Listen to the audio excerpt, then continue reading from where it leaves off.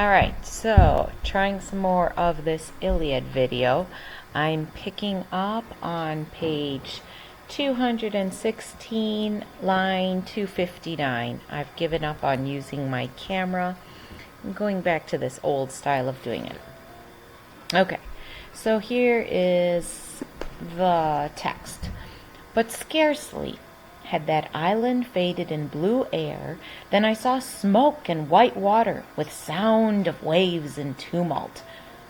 A sound the men heard, and it terrified them. This is referring to Charybdis, the whirlpool. And the men are pretty scared of that. Oars flew from their hands. The blades went knocking wild alongside till the ship lost way, with no oar blades to drive her through the water. Well, I walked up and down from bow to stern, trying to put heart into them, standing over every oarsman, saying gently, "Friends, have we never been in danger before this? More fearsome is it now than when the Cyclops penned us in his cave? What power he had! Did I not keep my nerve and use my wits to find a way out for us?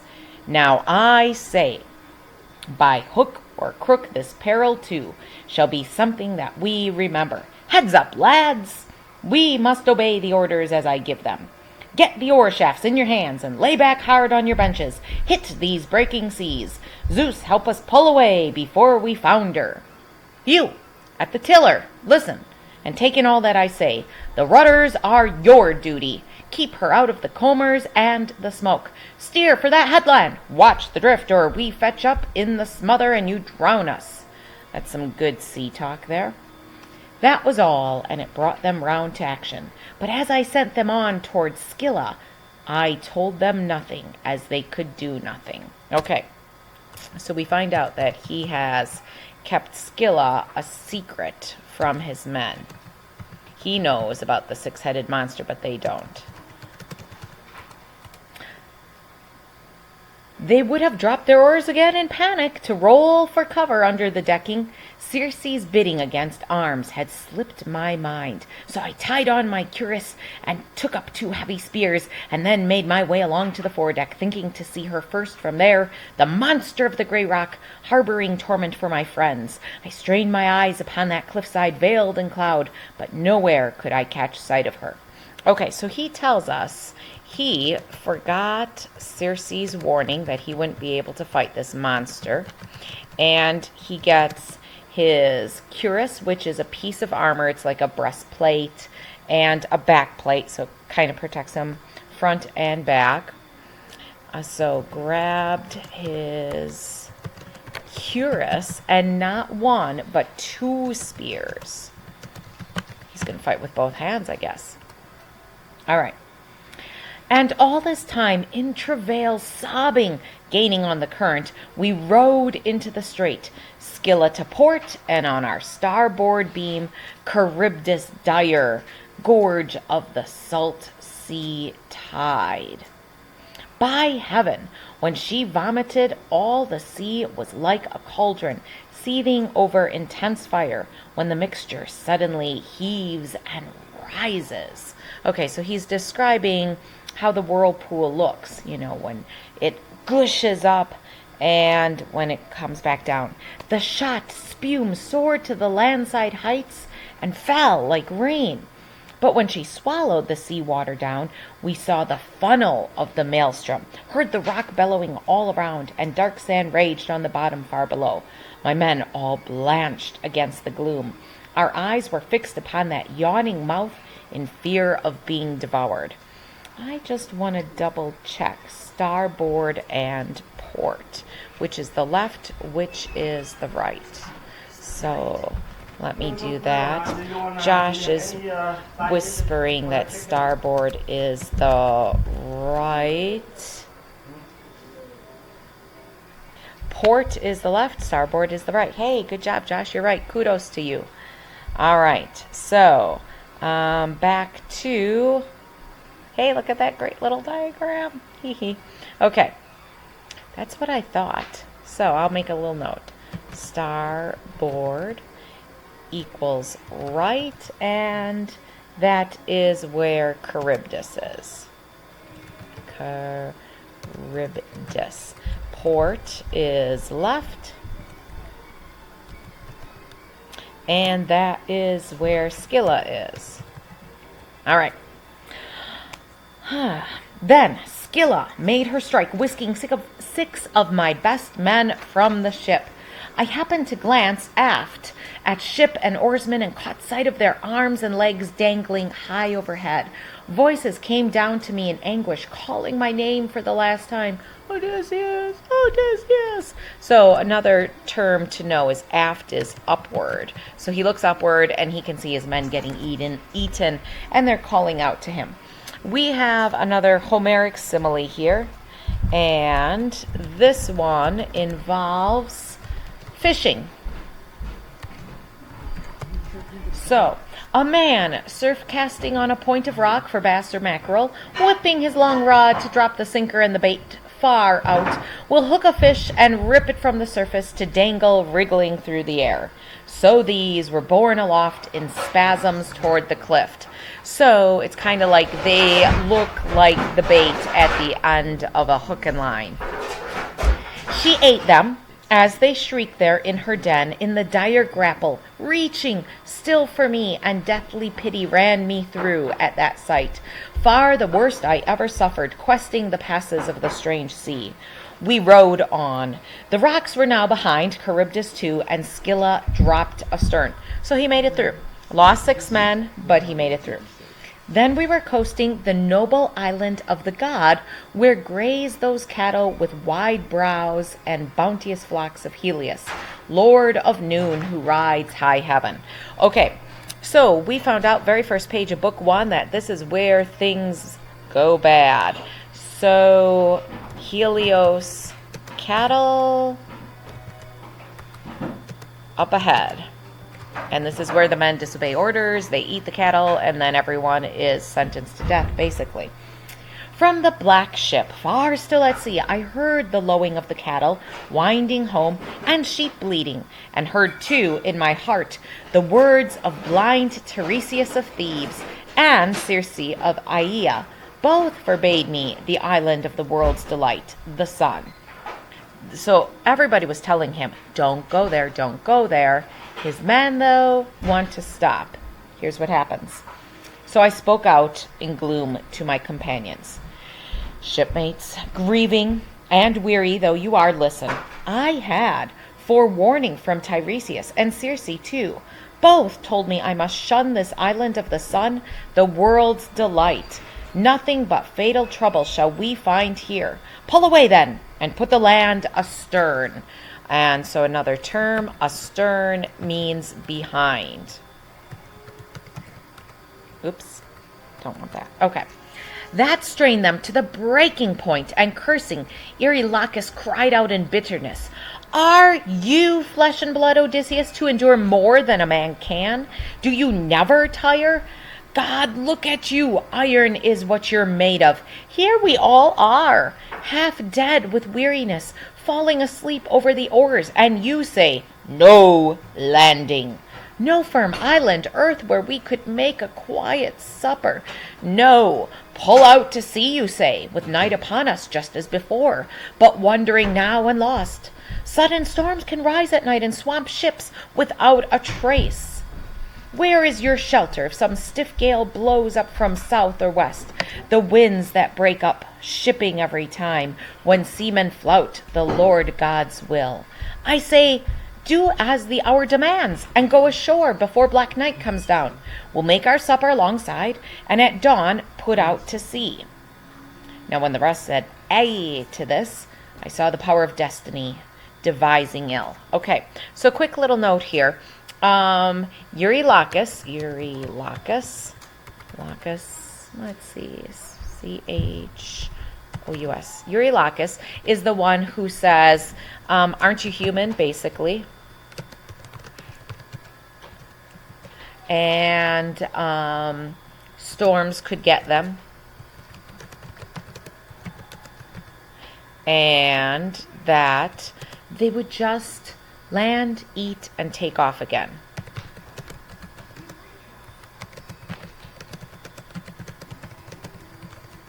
So he's using a number of different appeals to get Odysseus to stop. First, he's kind of saying how much the men need to stop here. Oops. And then he is talking about how, if they keep going on the sea, that's going to be dangerous. And then he uses this argument that, well, we're not really going to stop for so long, so we should be safe then. So he's being pretty persuasive. All right, the rest of the men all agree with Eurylochus. So Odysseus is kind of outnumbered here. Is he a strong leader, or does he cave into what his men want? Sharply I answered without hesitation, Eurylochus, they are with you to a man. I am alone, outmatched. Let this whole company swear me a great oath. Any herd of cattle or flock of sheep here found shall go unharmed. No one shall slaughter out of wantonness ram or heifer. All shall be content with what the goddess Circe put aboard. Okay, so he's caving, but he is making them promise not to touch the animals. They fell at once to swearing as I ordered, and when the round of oaths had ceased, we found a half-moon bay to beach and moor the ship in, with a fresh spring nearby. All hands ashore went about skillfully getting up a meal. Then after thirst and hunger, those besiegers were turned away. They mourned for their companions plucked from the ship by Scylla and devoured, and sleep came soft upon them as they mourned. Okay, so they feed, they mourn the people who died because Scylla ate them, and then they go to sleep. In the small hours of the third watch, when stars that shone out in the first dusk of evening had gone down to their setting, a giant wind blew from heaven, and clouds driven by Zeus shrouded land and sea in a night of storm. So, just as dawn with fingertips of rose touched the windy world, we dragged our ship to cover in a grotto, a sea cave, where nymphs had chairs of rock and sanded floors. I mustered all the crew and said, Old shipmates, our stores are in the ship's hold, food and drink. The cattle here are not for our provision, or we pay dearly for it. Fierce is the god who cherishes these heifers and these sheep, Helios, and no man avoids his eye. To this my fighters nodded. Yes, but now we had a month of onshore gales, blowing day in, day out, south winds or south by east. Okay, I'm going to pause right there because this is important. They're all in agreement they're not going to eat the cattle, but 1 month of bad winds are keeping them stuck there. So in 1 month, they are going to end up eating all their stores, which means those cattle and sheep are going to start looking mighty tempting. As long as bread and good red wine remained to keep the men up and appease their craving, they would not touch the cattle.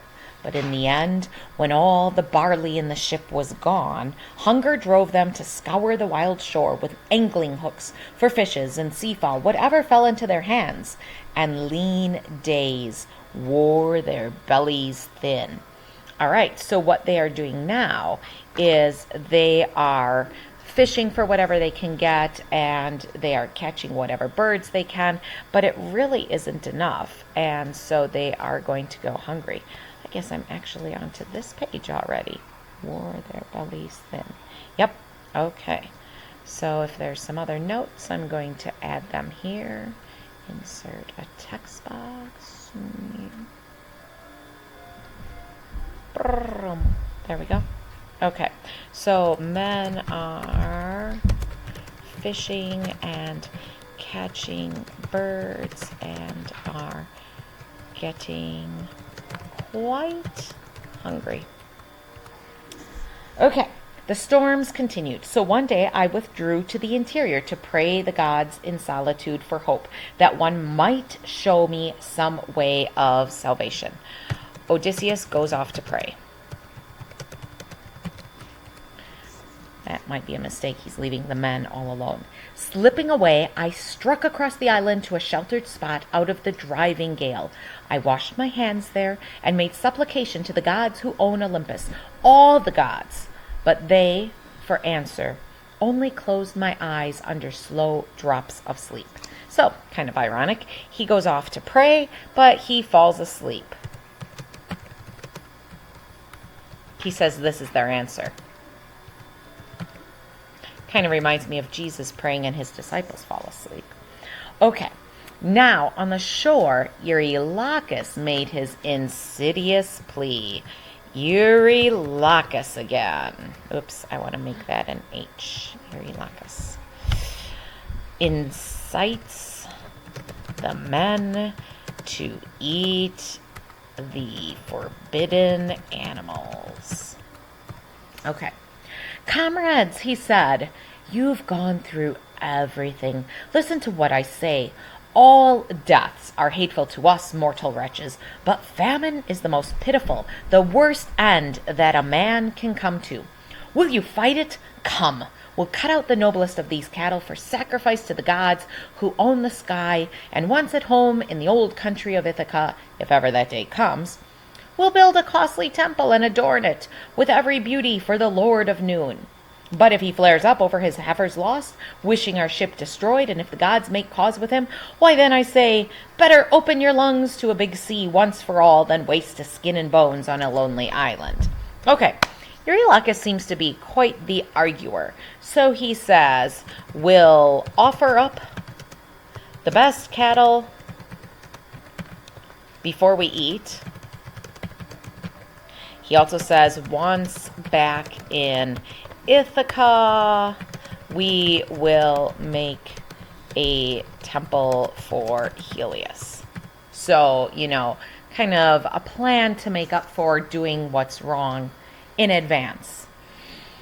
Then Eurylochus and they murmured, aye, trooping away at once to round up heifers.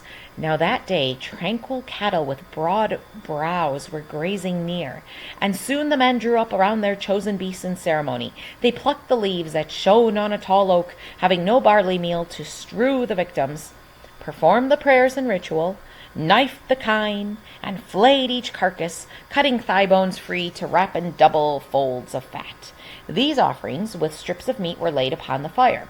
Then, as they had no wine, they made libation with clear spring water, broiling the entrails first. And when the bones were burnt and tripes shared, they spitted the carved meat. All right, let me move on to the next page here. So, they are definitely roasting the cattle. And this is about the time when Odysseus wakes up from his nap because he smells food. Wakes up.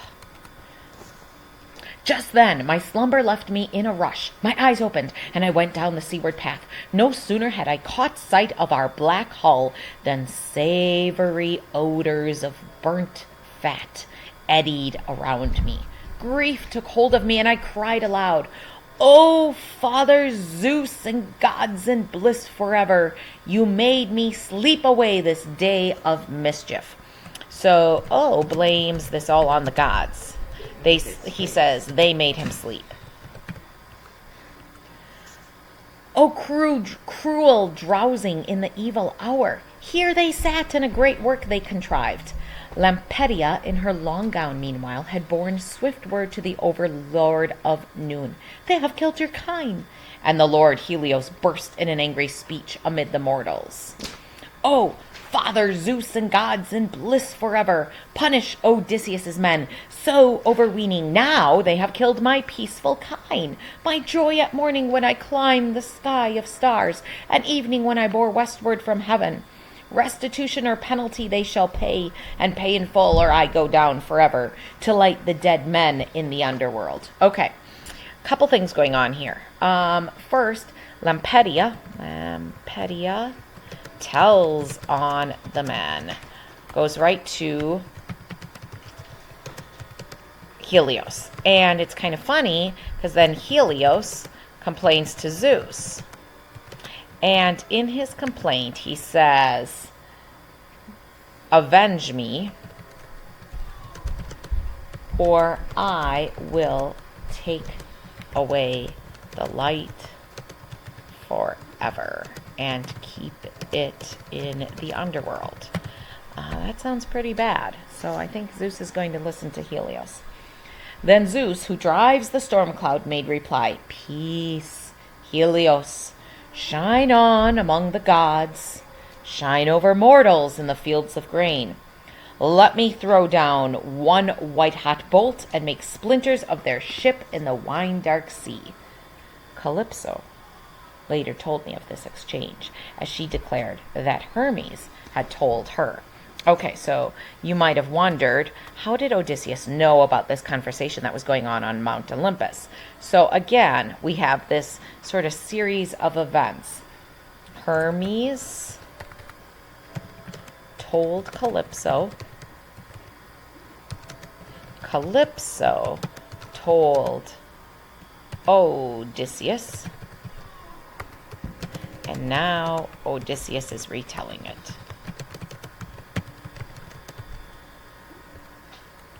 All right.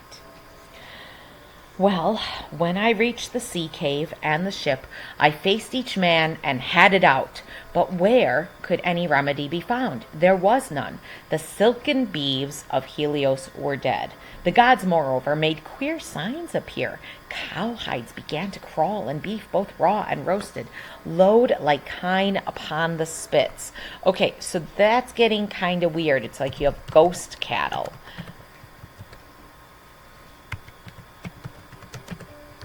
So the men are getting kind of creeped out, I'm sure. Now 6 full days my gallant crew could feast upon the prime beef they had marked for slaughter from Helios's herd. And Zeus, the son of Cronos, added one fine morning. Okay, so time frame. 6 days of feasting, 1 day more from Zeus. Then they're going to get winds. But now remember, Zeus said he was going to throw down one thunderbolt and destroy their ship. So that's coming up too. All the gales had ceased, blown out, and with an offshore breeze we launched again, stepping the mast and sail to make for the open sea. Astern of us, the island coastline faded, and no land showed anywhere, but only sea and heaven. When Zeus Cronion piled a thunderhead above our ship, while gloom spread on the ocean, we held our course but briefly. Then the squall struck, whining from the west, with gale force, breaking both forestays, and the mast came toppling aft along the ship's length, so the running rigging showered into the bilge. On the afterdeck, the mast had hit the steersman a slant blow, bashing the skull in, knocking him overside. As the brave soul fled the body like a diver, with a crack on crack of thunder, Zeus let fly a bolt against the ship, a direct hit, so that she bucked in reeking fumes of sulfur, and all the men were flung into the sea. They came up round the wreck, bobbing a while like petrels on the waves. We have a couple similes in there, but not Homeric similes. And so we see that Zeus keeps his word and he destroys the boat with a thunderbolt. So let me add that to our notes. Zeus keeps his word to Helios, destroys the ship with a bolt. Now, it's kind of interesting here that we see how he keeps his word so faithfully and just destroys these guys. But he let them get out on the water first and have some hope that they were going to make it back home. Doesn't that seem a little cruel? Like, ha ha ha, you think you're going to go, but you don't. Okay, no more seafaring homeward for these. No sweet day of return. Scotty, I'm trying to make a video here. Shh. Scotty. No sweet day of return. The god had turned his face from them. I clambered fore and aft, my hulk until a comber splitter keel from ribs, and the big timber floated free. The mast, too, broke away. A backstay floated dangling from it. Stout rawhide rope, and I used this for lashing mast and keel together. These I straddled, riding the frightful storm. Okay, so on to this next page. And so what Odysseus is doing here is he rigged himself up, at least something that's going to support him as he's floating along. Rigs up parts of the ship, straddles these pieces, and continues on. It's almost like he doesn't even try to save the men because he knows they're doomed, because he had the forewarning from both Tiresias and Circe. All right, so Odysseus here. Nor had I yet seen the worst of it, for now the west wind dropped, and a southeast gale came on. One more twist of the knife, taking me north again, straight for Charybdis. Okay, this is bad. He is heading back to Charybdis. That's not a good thing. Okay. All that night I drifted, and in the sunrise, sure enough, I lay off Scylla Mountain and Charybdis Deep. There, as the whirlpool drank the tide, a billow tossed me, and I sprang for the great fig tree. Remember that there was that tree that was growing there, and it's right by Charybdis, so he jumps up and he grabs onto this fig tree, catching on like a bat under a bough. Another simile, not a Homeric one though. Nowhere had I to stand, no way of climbing, the root and bole being far below, and far above my head the branches and their leaves, massed, overshadowing Charybdis pool. But I clung grimly, thinking my mast and keel would come back to the surface when she spouted. So he's hanging on for dear life. Charybdis sucks everything down, and he's waiting for Charybdis to then shoot everything back up again. Aha! And how long with that desire I waited, till at the twilight hour, when one who hears and judges pleas in the marketplace all day between contentious men goes home to supper, the long poles at last reared from the sea. So sunrise, he's there, and then about twilight is when the ship comes back up again. So it seems like Charybdis shoots up maybe every 12 hours, then that would be like 6 a.m. to 6 p.m. Maybe, depending how their time frame is working here. Now I let go with hands and feet, plunging straight into the foam beside the timbers, pulled astride and rowed hard with my hands to pass by Scylla. Never could I have passed her, had not the Father of gods and men this time kept me from her eyes. So he hangs on to the fig all day until his broken ship pieces are spewed back up.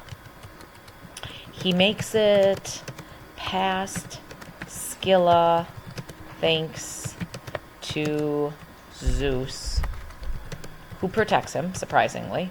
Protects him. Okay.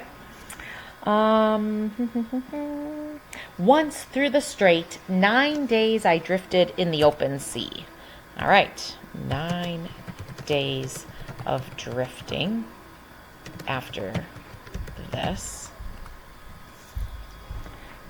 Before I made shore, buoyed up by the gods upon Ogygia Isle. Okay, so this is where he gets to Ogygia, home of Calypso.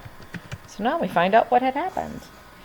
The dangerous nymph Calypso lives and sings there in her beauty, and she received me, loved me. But why tell you the same tale that I told you last night in hall to you and to your lady? Those adventures made a long evening, and I do not hold with tiresome repetition of a story. So there you have it. That is the end of Book 12.